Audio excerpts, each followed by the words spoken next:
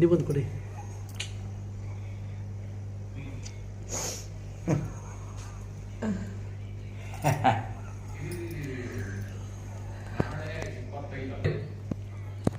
ಮಿಕ್ಸಿಗೆ ಅಭಿಮಾನಿಗಳೇ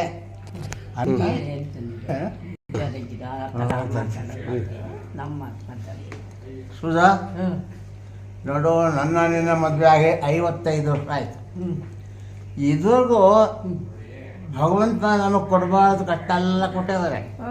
ಅದೇ ಥರ ಜನಗಳಿಗೆ ಎಷ್ಟೋ ಪ್ರೀತಿಯನ್ನು ನಮಗೆ ಕೊಡ್ತಾರೆ. ನಾವು ಸುಖ ಕೊಟ್ಟಾಗ ಮರಿಬಾರ್ದು, ದುಃಖ ಕೊಟ್ಟಾಗ ದೇವರ ತೆಗಳಬಾರ್ದು.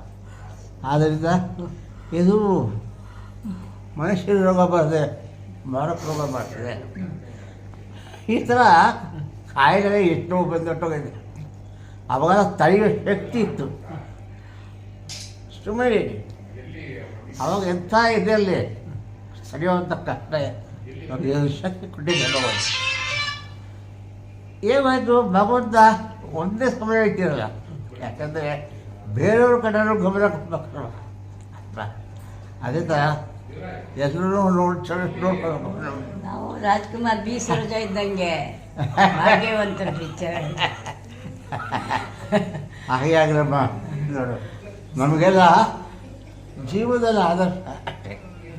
ರಾಜ್ಕುಮಾರ್ ಅವರು, ಭಾರತಮ್ಮನವರು, ಹೀಗೆ ಅನೇಕ ಹಿರಿಯ ಸಾಹಿತಿಗಳು ಮತ್ತು ಕಲಾವಿದರು, ಒಂದು ಮಾತುಗಳು ಎಲ್ಲ ಅವೆಲ್ಲರೂ ಉದಾಹರಣೆ. ಯಾಕಂದರೆ ಅವರೆಲ್ಲರೂ ಹಾಗೆ ಕೊಟ್ಟ ಪಾಠದಲ್ಲೇ ನಾವು ಮುಂದುವರಿತಿದ್ದೀವಿ ಅಲ್ವಾ.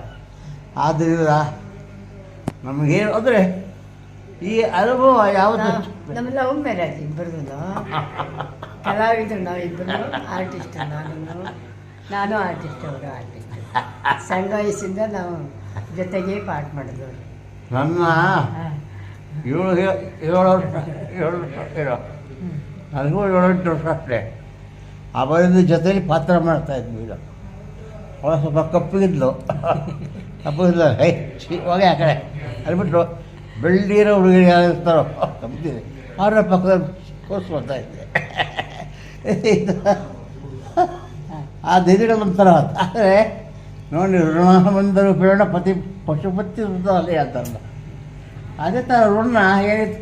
ಇವಳನ್ನೇ ಮದುವೆ ಮಾಡ್ಕೊಂಡು ಹೋಗ್ತಿದ್ವಿ. ಭಾಳ ಸಿಂಪಲ್ಲ ಮದುವೆ ಆದ್ವಿ, ಮತ್ತು ಚೆನ್ನಾಗಿದ್ದೀವಿ. ನಿಮ್ಮೆಲ್ಲರ ಬೆಂಬಲ ಆಶೀರ್ವಾದ ಇರಲಿ. ಜೈ ಕರ್ನಾಟಕ. ಮತ್ತು